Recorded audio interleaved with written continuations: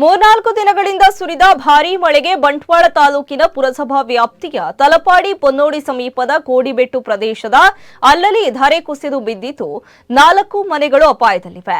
ಇನ್ನು ಬೈಸರೋಡ್ ಸಮೀಪದ ತಲಪಾಡಿ ಕೋಡಿಬೆಟ್ಟು ನಿವಾಸಿಗಳಾದ ಕುನ್ನಿಬಾವ ಬಾವನ್ನಿ ಲತೀಫ್ ಎಂಬವರ ಮನೆ ಹಾಗೂ ಬಾಡಿಗೆ ಮನೆಯೊಂದಿದ್ದು ಇಲ್ಲಿ 10 ಮಕ್ಕಳು ಸೇರಿ 25 ಜನರು ವಾಸಿಸ್ತಾ ಇದ್ದಾರೆ.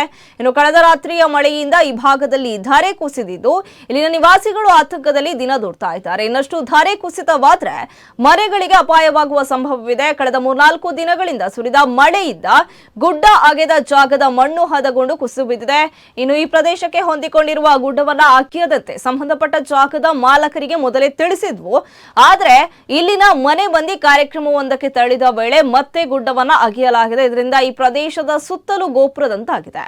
ಗುಡ್ಡ ಅಗೆದ ಬಳಿಕ ತಡೆಗೋಡೆಯನ್ನ ನಿರ್ಮಾಣ ಮಾಡಿಲ್ಲ. ಇದಕ್ಕೆ ಬೇಕಾದ ಪೂರಕ ಸ್ಪಂದನೆಯೂ ನಮಗೆ ಸಿಕ್ಕಿಲ್ಲ ಎಂದು ಇಲ್ಲಿನ ನಿವಾಸಿ ನಾಸೀರ್ ಕೋಡಿಬೆಟ್ಟು ಆರೋಪಿಸಿದ್ದಾರೆ.